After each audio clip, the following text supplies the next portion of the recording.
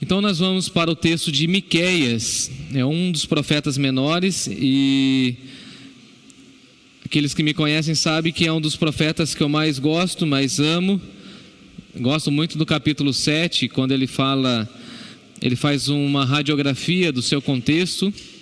Gosto também lá do finalzinho da profecia de Miqueias, quando ele fala dos pecados no fundo do mar, eu vou citar isso também. Mas gosto também do teor messiânico, a proposta que ele apresenta em que Jesus virá e Jesus reinará com a paz, diferentemente da visão judaica que via em Jesus uma figura política, uma figura bélica, de poder e de força e de armas, até de um Jesus militar.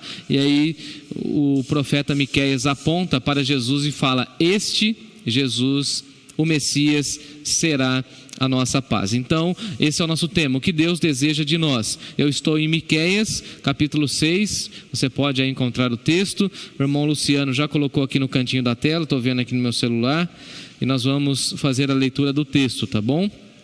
São 2 versos de 6 a 8. Miqueias, capítulo 6, de 6 a 8. Diz assim o texto sagrado: com que me apresentarei ao Senhor e me inclinarei ante o Deus excelso? Virei perante ele com holocaustos, com bezerros de 1 ano? Agradar-se-á o Senhor de milhares de carneiros, de 10.000 ribeiros de azeite? Darei o meu primogênito pela minha transgressão, o fruto do meu corpo pelo pecado da minha alma? Ele te declarou, ó homem, o que é bom.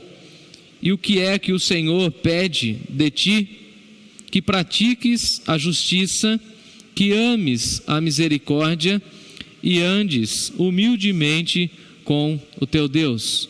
Sublinho e repito esse verso 8. Ele te declarou, ó homem, o que é bom.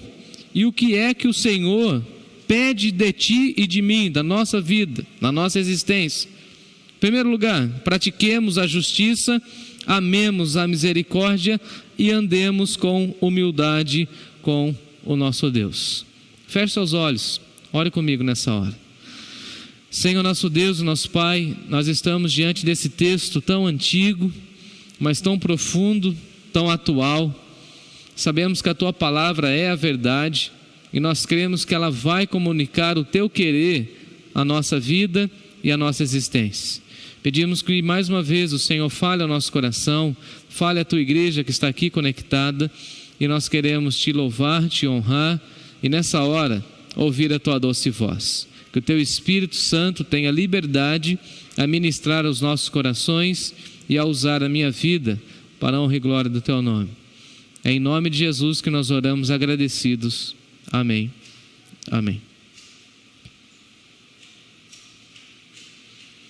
O que Deus deseja de nós. Nessa noite eu quero então mostrar aos irmãos essas 3 ênfases que o próprio Deus deixa declarado aqui para nós. No versículo 18, Miqueias diz: ele te declarou, ele deixou muito estampado nas suas escrituras, e nós aprenderemos. Mas para fazer uso de todos esses princípios, ou mergulhar nesses princípios, eu vou então, como tenho feito, explicar um pouco do contexto e contar um pouco a respeito de Miqueias. Miqueias significa quem é igual a Jeová. Miqueias era uma pessoa extremamente simples, ele morava numa comunidade extremamente simples, ele faz um ministério extremamente rural, ele não é um profeta de Jerusalém, ou ele não profetiza em uma grande cidade. A sua linhagem, a sua localização mostra para nós que a sua fala, a sua mensagem é uma mensagem para o povo do interior. Basicamente ele está situado em uma cidade a 330 quilômetros da cidade de Jerusalém, então ele fica longe da grande cidade, ele fica grande dessa cidade famosa, ele fica grande do comércio da cidade de Jerusalém. Nós sabemos que na nas festas as pessoas afluíam para Jerusalém e ali trocavam, compravam inclusive animais para fazer as suas ofertas ou fazer aquele momento de entrega ao Senhor. Então Miqueias está longe do comércio, Miqueias está longe da política de Jerusalém. Miqueias tem várias alusões ao campo, e por isso alguns historiadores vão dizer para nós que Miqueias era um pastor de ovelhas, alguém voltado para essa proposta pastoril ou rural, uma pessoa do interior, uma pessoa com uma vida marcada pela simplicidade. Miqueias também vai enfatizar muito o peso da ira de Deus. Ele vai,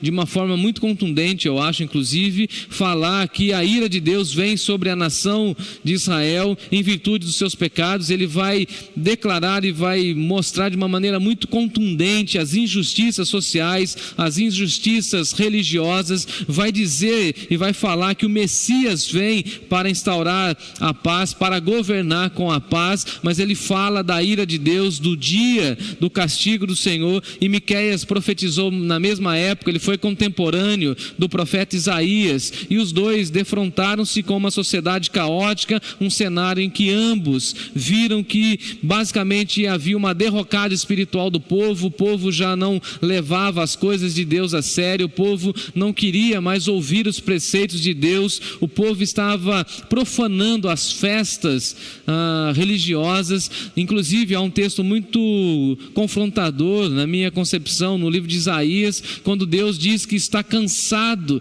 de ouvir as músicas, Deus está cansado das festas solenes, porque na realidade as festas e toda essa questão da festividade em Israel havia se tornado simplesmente um rito e havia perdido todo o seu significado espiritual. Miqueias também, juntamente com Isaías, vai fazendo uma denúncia muito grande, vai falar da decadência política, da decadência social. Isaías basicamente vai falar que tudo estava sendo torcido, o amargo virou doce, o doce virou amargo. Ele fala dessa distorção, dessa sociedade que estava vivendo um caos social em que as pessoas já não tinham nenhum contato ou não conseguiam mais validar ou afirmar o que era verdade, muito parecido com o nosso tempo, muito parecido com essa cultura da pós-modernidade, onde nós precisamos defender até coisas tão simples. Eu gosto de um autor do C.S. Lewis que ele fala que em um momento da história nós teríamos que explicar que a grama é verde, porque algumas pessoas falariam que a grama não é verde, e alguém vai olhar hoje no nosso contexto e vai ter 15 possibilidades de interpretação da grama e ninguém quer afirmar que a grama é verde. E, ou seja, Miqueias e Isaías estavam denunciando essas distorções ou esse movimento secularizado que já havia dentro do povo de Deus. Então havia uma derrocada espiritual, havia uma decadência política e social, e assim Miqueias, juntamente com Isaías, vão pregar contra a corrupção dos líderes, algo contemporâneo para a nossa vida, a idolatria do povo de Deus, e Miqueias e Isaías vão falar para nós a respeito da vinda do Messias. Então, esses dois livros, esses dois profetas são profetas messiânicos. Ambos lutaram e defenderam firmemente a aliança sincera de Israel com Deus. E aí Miqueias ganha essa vertente, ele pega essa estrada e ele vai com muita contundência na sua profecia falar que Israel estava longe do caminho de Deus, que os seus líderes, tanto políticos e religiosos, estavam corrompidos, e daqui a pouco eu toco nesse ponto, e que a sociedade estava vivendo um caos, porque basicamente as pessoas não tinham nenhum tipo de convivência, e a pouca convivência que tinham, essa convivência era extremamente corrompida. Então Miqueias está falando, ou estava prevendo um dia em que Deus vindicasse, em que Deus livrasse os justos e restaurasse a Israel. Então ele esperava que a nação voltasse para Deus, que a nação tivesse um olhar de reconhecimento das suas fraquezas, dos seus pecados, uma visão de retorno, de retomada, que nós conhecemos no Novo Testamento, de conversão. Então Miqueias Miqueias queria e desejava muito, através da sua profecia inspirada pelo Espírito Santo, que o povo de Deus voltasse os seus olhos para o Senhor, que o povo de Deus abandonasse a idolatria, que o povo de Deus restaurasse as questões sociais e também que o povo de Deus tivesse uma vivência espiritual através de uma devoção sincera e pura diante do nosso Deus. E aí basicamente Miqueias no capítulo 7 vai falar para nós que tudo estava corrompido. Ele vai falar que os líderes estavam corrompidos, que o povo era totalmente idólatra, que os governantes eram corruptos, que a sociedade estava desestruturada e que as famílias estavam destruídas. E certamente você que está me ouvindo vai falar o seguinte: mas não tem nada de diferente do nosso contexto, parece até que nós estamos lendo o jornal que vai sair no dia de amanhã, e essa é a mensagem que o grande pastor Billy Graham, pastor batista, sempre falava, que a Bíblia é mais atual do que o jornal que sairá amanhã. Todo esse contexto de Miqueias, que também está espelhado em Isaías, é o mesmo contexto da nossa vida. Tanto para Miqueias como para Isaías, nós temos a profecia que aponta para Jesus, que Jesus é a nossa esperança, que Jesus é a razão da nossa vida, é a razão da nossa paz. Então Miqueias aponta para nós e diz que nós não encontraremos paz na política, paz na sociedade, paz em meio à religiosidade, nós só encontramos a paz em Jesus. O texto de Miqueias, ainda nessa primeira fala minha a respeito de Miqueias, é um texto muito importante, porque Miqueias, ele aponta para Jesus, e é ele que fala que Jesus nasceria na cidade de Belém. O contexto de Miqueias é o seguinte: se você tiver com a sua Bíblia aberta, você pode folhear um pouquinho. Lá no capítulo 3, por exemplo, ele vai falar que os sacerdotes estavam completamente ligados aos governantes, e assim a política adentrou a religiosidade, e os sacerdotes estavam extremamente corrompidos.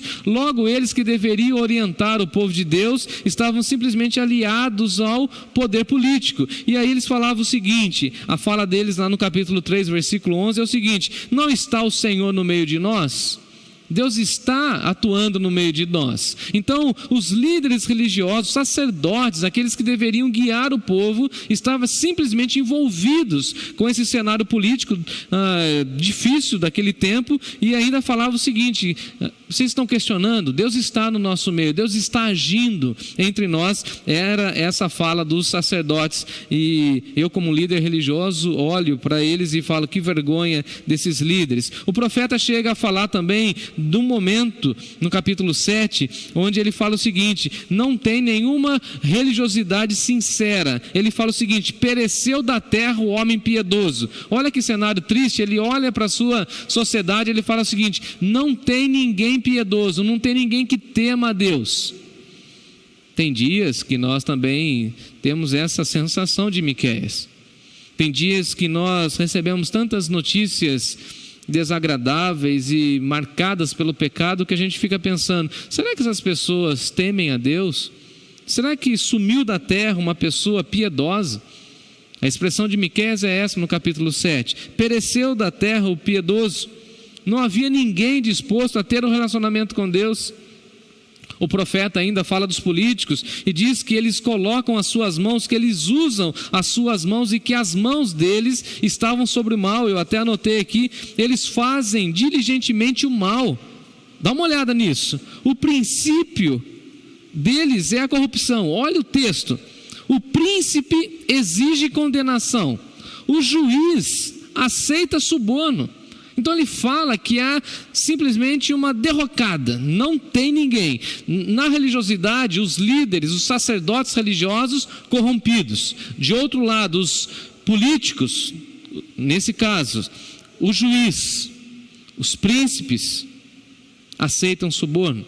E aí a gente fala assim: então, Miqueias, olha para a sociedade, olha para a família, Miqueias. E aí o profeta fala do caos familiar. Ele fala o seguinte: eu achei isso chocante. Não creiam nos amigos. Pensa, o momento dele é tão difícil que ele fala o seguinte: não creia no amigo e nem confie no seu companheiro, mostrando para nós esse momento difícil. Agora, é claro que Deus queria uma resposta ética, moral do seu povo naquele tempo, assim como nos nossos dias.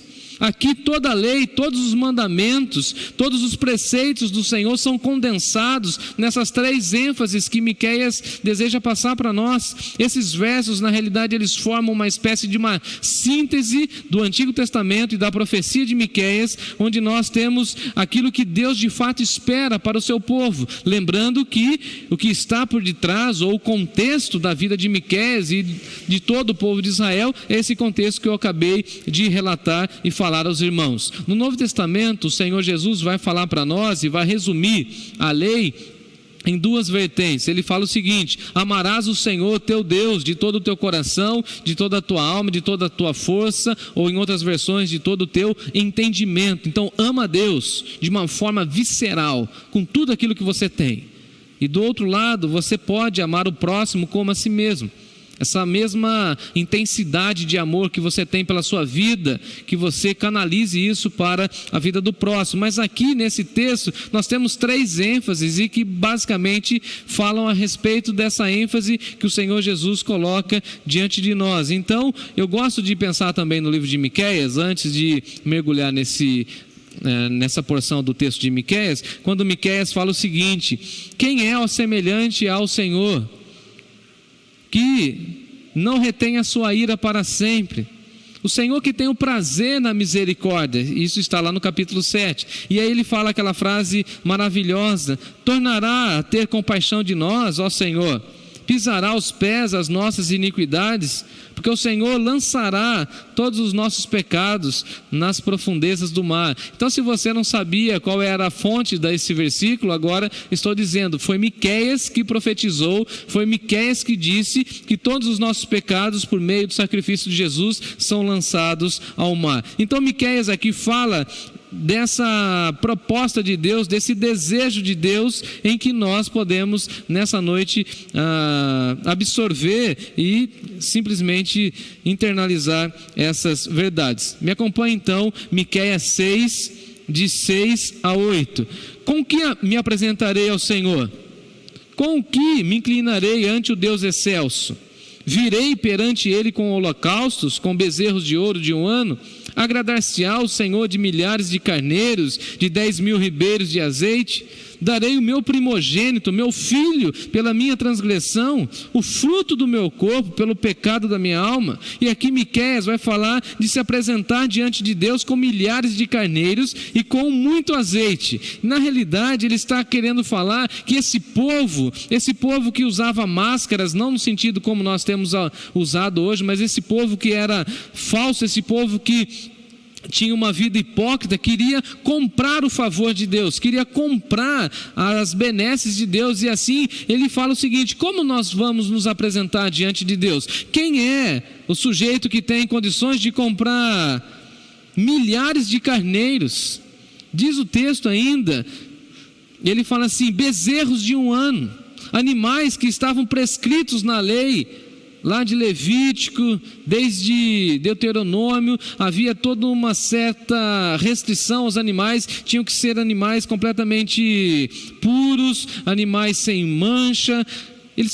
Em outras palavras, Miqueias está falando o seguinte: nós teremos que comprar tudo isso para aplacar a ira do Senhor, nós queremos trocar as coisas com Deus, e parece que esse é o conceito que muitas pessoas têm ainda hoje. Parece que algumas pessoas querem viver uma vida tentando disfarçar os seus pecados ou tentando agradar a Deus, como se Deus não conhecesse o nosso interior, como se Deus não conhecesse a profundeza da nossa existência, como se Deus não conhecesse as nossas intenções, eu diria até as nossas motivações. Pesquisando um pouco dentro do valor monetário da época e também trazendo para o nosso contexto, seria quase impossível uma pessoa comprar milhares de carneiros, dezenas de bezerros de 1 ano, ou ter, como diz o texto, 1.000 ribeiros de azeite. Isso custaria muito dinheiro. Eu acho até que nem Salomão conseguiria, na sua riqueza, tamanho sacrifício a Deus. E o que Miqueias está colocando diante do Senhor é isso. Nós não podemos comprar o favor divino, mas Deus exige, Deus pede, porque essa expressão é muito interessante. Ele te declarou, no versículo 8, Deus declarou uma verdade, e Ele pede algo de nós. E aí, se você deseja conhecer a vontade de Deus, se você deseja conhecer aquilo que Deus tem para a sua vida, aqui está a receita, aqui está a resposta. Você e eu nunca mais precisaremos ficar correndo atrás dessa resposta. Sabe o que Deus quer para a sua vida, para a minha vida, para a nossa igreja? Está estampado aqui, e eu quero então trazer para vocês em 3 pontos, de forma bem concisa e bem explicada, aquilo que Deus deseja para a nossa vida. Ele te declarou, ó homem, ó mulher de Deus, o que é bom e o que Ele quer para ti. Isso é bom. Em primeiro lugar, Deus deseja que nós pratiquemos a justiça. É engraçado como Moisés, no seu cântico, afirma a justiça de Deus. Ele fala o seguinte: as suas obras são perfeitas, ó Deus, porque os teus caminhos são justos. E Moisés ainda fala o seguinte: o Senhor, Deus, é fiel, e não há nele nenhuma injustiça. É justo e reto. A justiça para nós é um vocábulo que tem a relação com retidão, mas uma retidão que envolve ou toca na nossa integridade, cuja ênfase é a nossa honestidade. Ou seja, em outras palavras, Miqueias está ensinando a gente a praticar essa justiça, ter uma vida honesta, ter uma vida íntegra. E como tem sido difícil falar de integridade em nossos dias. E nesse ano que vai se iniciando, eu quis trazer essa mensagem movido pelo Senhor, porque nós precisamos aprender a praticar a justiça. Parece até que nós conhecemos o padrão de Deus, ou conhecemos o conceito de justiça. Se você conhece o conceito de justiça bíblico, você sabe que Deus odeia balança enganosa, que Deus não aceita palavras duplicadas, que Deus abomina pessoas que se mostram, se apresentam de uma maneira e de fato são outras pessoas e vivem de uma outra realidade. Aquilo que no Novo Testamento Jesus vai falar que é hipocrisia. Por isso Jesus fala para nós da justiça de Deus, e vem Miqueias e fala o seguinte: Deus deseja que nós pratiquemos a justiça. E esse princípio da justiça é muito interessante, porque a justiça, segundo Miqueias, é uma justiça que está em relação com a nossa vida cotidiana. Ou seja, na nossa vida cotidiana nós precisamos mostrar que nós confiamos num Deus justo e por isso nós praticamos a justiça. Nós devemos nos mover na direção da justiça, e essa justiça está relacionada à generosidade. Eu achei isso sensacional. Essa mesma expressão chamada justiça aqui está distribuída no Antigo Testamento como generosidade, como bondade, como amor ao próximo. E aí o texto para mim fez muito mais sentido. Então o que Deus fala assim para nós, o que Ele declarou ao homem e o que Ele espera de ti: ó Jefferson, pratique a justiça, seja uma pessoa generosa, seja uma pessoa com um coração cheio de bondade, ame o próximo, cuide do próximo, invista a sua vida na vida do próximo. Então Deus deseja que não apenas nós venhamos a conhecer o conceito da justiça, mas praticar a justiça. E depois o Novo Testamento vai dizer para nós que muito mais especial é praticar a lei de Deus, é praticar os ensinos da lei de Deus, do que conhecer. Tem muitas pessoas que querem acumular conhecimento, querem conhecer, reter conhecimento. E aí vem Miqueias e fala o seguinte: a vontade de Deus é esta: não que nós tenhamos conhecimento do conceito da justiça de Deus, mas que nós pratiquemos a justiça. E é curioso como essa justiça, dentro da proposta de Miqueias, também está relacionada a uma vida santa. Se você está caminhando com Deus, você precisa ter uma vida santa, uma vida marcada pela santidade, porque se você e eu formos santos, nós seremos justos. Guarde isso. O conceito da justiça de Deus está atrelado à sua santidade, e assim nós só conseguiremos ser santos nesse mundo difícil, decaído, nesse mundo que jaz no maligno. Nós só conseguiremos manifestar a justiça de Deus se nós tivermos a nossa vida pautada pela santidade, e por isso nós precisamos ter a nossa vida de uma maneira íntegra diante das pessoas, uma vida honesta. E aí você vai tirando da sua própria vida aquele conceito egocêntrico de querer as coisas somente para você, somente focado na sua própria imagem, na sua existência. E aí você começa a pulverizar as bênçãos de Deus, você começa a olhar o próximo com o olhar e a compaixão marcado pela visão de Deus. Não é somente para a gente conhecer a justiça, é para a gente praticar, colocar em prática.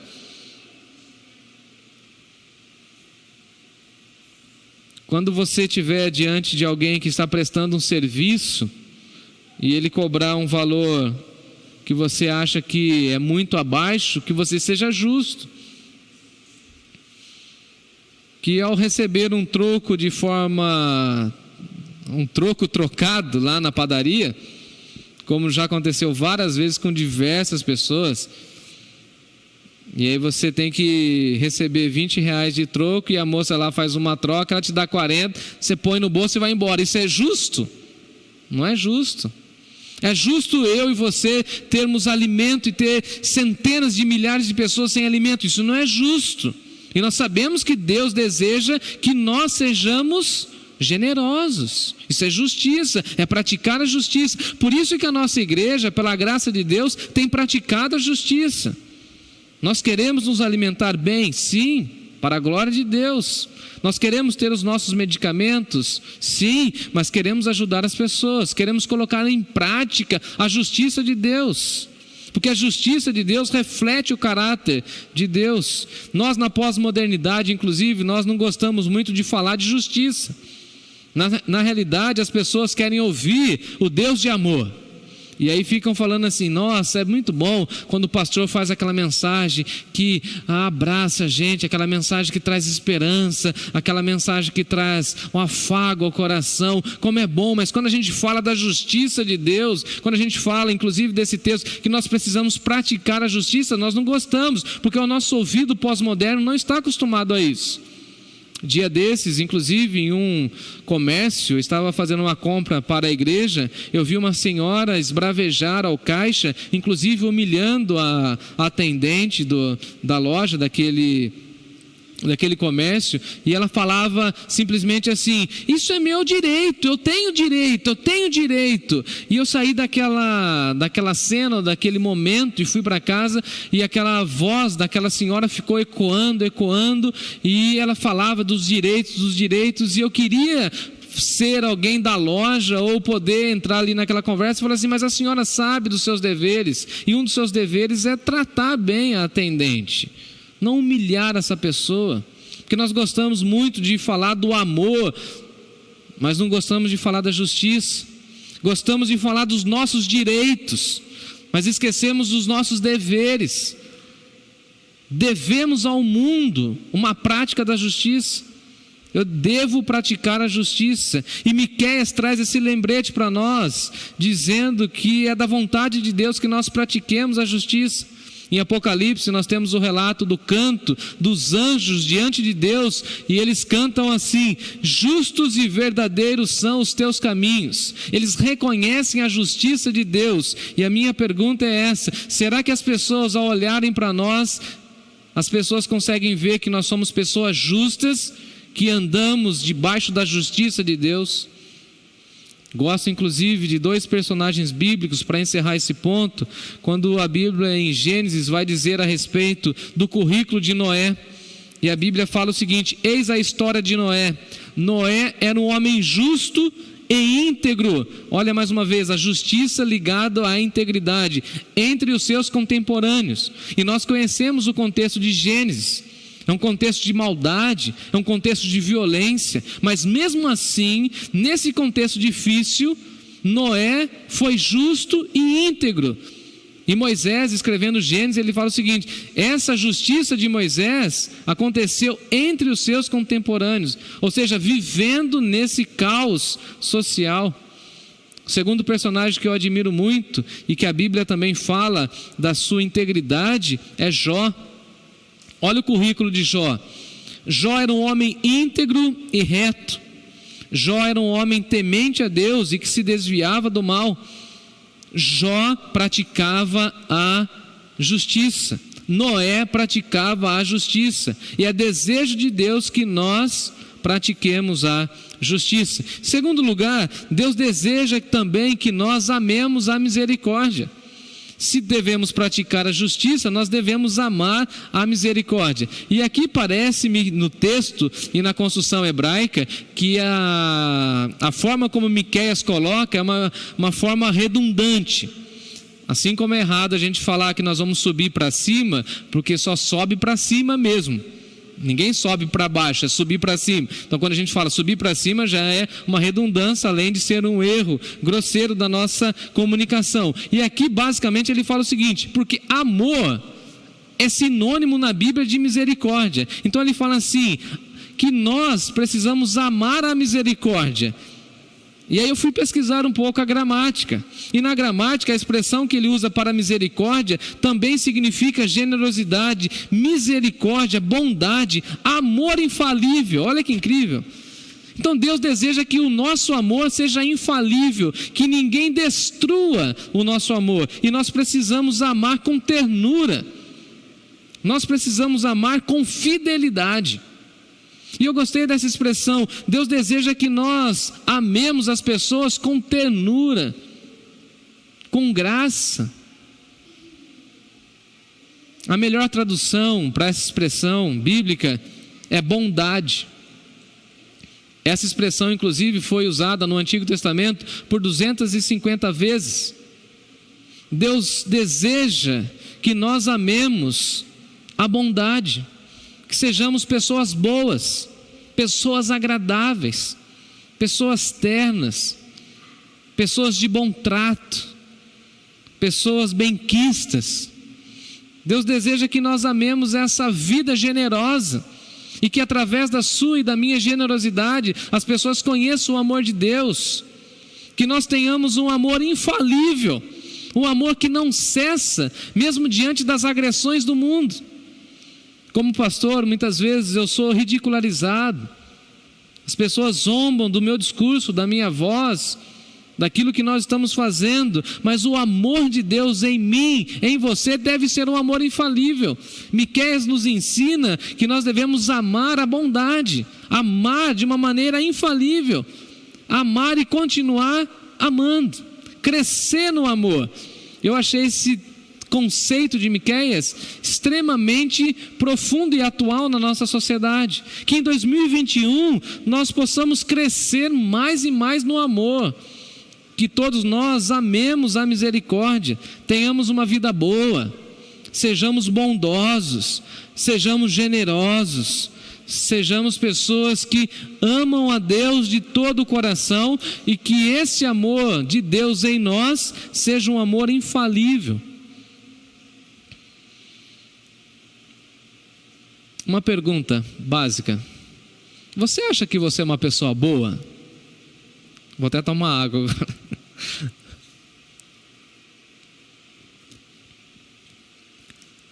Pensa aí um pouquinho, reflita sobre isso. Deus deseja que você seja uma pessoa bondosa. Bondosa. A gente só sabe um pouco da nossa vida e um pouco do nosso caráter depois que a gente sai de um contexto. Depois que a gente, por exemplo, troca de emprego, ou sai por alguma dificuldade ou alguma transição da vida de outras pessoas. Eu estou de volta a Sorocaba agora, e vindo para cá eu falava para a Natália que agora em março nós vamos completar 2 anos já. Passou rápido demais. E eu fico imaginando assim, o que minhas ex-ovelhas falam de mim lá em Bauru, em Araras, em Rio Claro, onde eu fui criado. O que elas falam de mim? Será que elas olham para mim e falam assim: olha que pessoa bondosa, parece Jesus, ou parece um demônio? O que ele parece? O que meus vizinhos falam a meu respeito quando eu saio de casa, de roupa bem trocadinho para vir à igreja? Será que eles olham para mim e veem que eu sou uma pessoa boa, ou que eu sou um farsante? As pessoas que trabalham com você, as pessoas que vivem sob o mesmo teto, o que elas falam a seu respeito? O que elas pensam a seu respeito? E a gente não pensa nisso. Mas o desejo de Deus, a vontade de Deus é que nós sejamos bondosos. Eu gosto quando eu chego em um lugar e aí eu percebo que eu sou bem querido quando as pessoas falam, nossa, que alegria, o pastor chegou. Aí eu falo assim, nossa, uau, para essas pessoas eu sou uma pessoa boa. Mas eu não quero ser bondoso somente para algumas pessoas, ou nós não podemos selecionar as pessoas para as quais a gente vai inclinar a nossa bondade. Todas as pessoas, inclusive, segundo o Evangelho de Jesus, até os inimigos devem ver que nós temos bondade no nosso coração. É duro isso, hein, gente? Difícil, hein? Amar o inimigo, orar pelo inimigo, interceder por ele. Inclusive, nessa semana saiu um texto meu pela Ultimato, a diferença entre gostar e amar. Vai lá ver, está lá na minha página, dá uma olhadinha lá. Eu faço uma diferença entre gostar e amar. Nós precisamos amar todas as pessoas, inclusive os nossos inimigos. Aqueles que nos perseguem, sim senhora. Aquele sujeito que fofocou a meu respeito, sim senhor. Mas eu não preciso gostar dele, da atitude dele. Tem muita coisa que eu não gosto, tem muita gente, mas eu preciso amar. Preciso ter uma manifestação de bondade. Eu até gosto muito daquela expressão de Jesus, quando, na minha opinião, ele chega pesado com as pessoas. Ele fala o seguinte: eu quero a misericórdia, eu não quero canto, não quero apenas louvor, eu quero misericórdia, pois misericórdia eu quero e não sacrifício. Eu quero uma música que sai da alma, que venha cheia de bondade. Eu quero sermões que sejam carregados de bondade, orações de vida carregados de bondade. Eu desejo para o meu povo que o meu povo ame a misericórdia. Gente bonita, em 2021, vamos amar a bondade. Vamos investir na nossa vida para a gente ser mais bondosos, mais generosos, mais graciosos, para que através da nossa vida pessoas se rendam ao Evangelho de Jesus. Por último, o fruto do Espírito Santo é amor, alegria, paz. Tem aquela expressão que é difícil para mim, né? Vou até falar devagarzinho. Longanimidade e bondade. A bondade está no fruto do Espírito Santo. Terceiro e último lugar, Deus deseja que nós andemos com Ele. Se você acompanhar o texto, ele fala o seguinte: que pratiques a justiça, que ames a misericórdia e que andes humildemente com o teu Deus. O personagem bíblico que andou com Deus, ou o primeiro que nós temos na Bíblia, está em Gênesis. Eu estou falando bastante de Gênesis porque nós estamos estudando Gênesis. Você é convidado e convidada a nos acompanhar todo domingo às 10h30, estudando Gênesis. E nós temos o relato de Enoque. Diz o texto que Enoque andou com Deus. E depois nós temos o relato de Noé. Noé andava com Deus. E esse verbo andar no hebraico traz o sentido de uma continuidade, ou seja, não foi um dia que eles andaram com Deus, mas eles continuaram andando com Deus, mostrando um relacionamento contínuo com o nosso Senhor. Então o que Deus deseja é ter contato e relacionamento com a nossa vida. O nosso Deus, o Criador, nos criou para os relacionamentos. E nós precisamos entender isso. E relacionamento com Ele, com o nosso Deus, relacionamento com os nossos irmãos, Deus deseja que nós andemos com Ele de forma humilde. E se nós andarmos bem com o nosso Criador, nós certamente trataremos bem e nos relacionaremos bem com as outras pessoas. Porque se nós estivermos em paz com Deus, em um bom relacionamento com Deus, andando com Deus, nós conseguiremos andar com as outras pessoas. Mas se nós não realinharmos a nossa vida e a nossa existência na nossa caminhada com Deus, nós teremos sérias dificuldades na caminhada com as pessoas.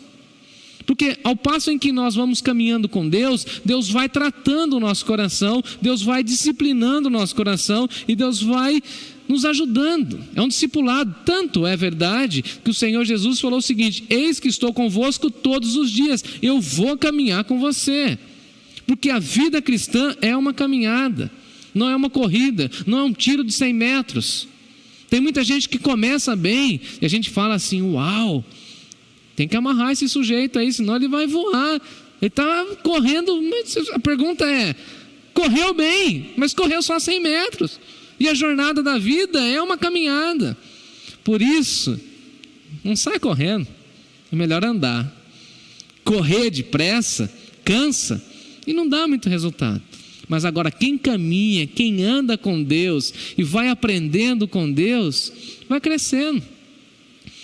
É tão curioso andar com Deus por meio de Jesus, que Deus por meio de Jesus vai nos moldando de uma maneira incrível.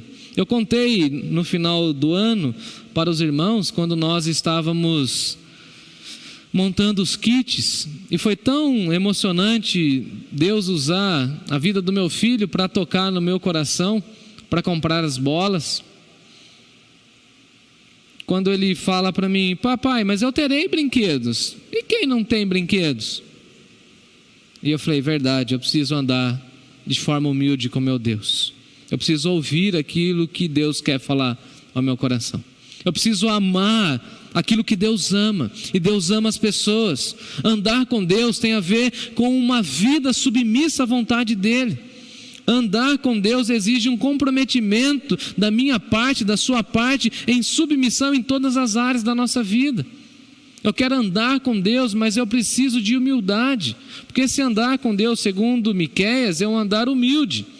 Porque não pode andar com Deus, não pode ter comunhão com Deus o soberbo. Inclusive a Bíblia diz que Deus resiste o soberbo. Deus não anda com pessoas orgulhosas, com olhar altivo, como a gente costuma dizer, com aquele nariz empinado, assim, se achando o dono de todo pedaço.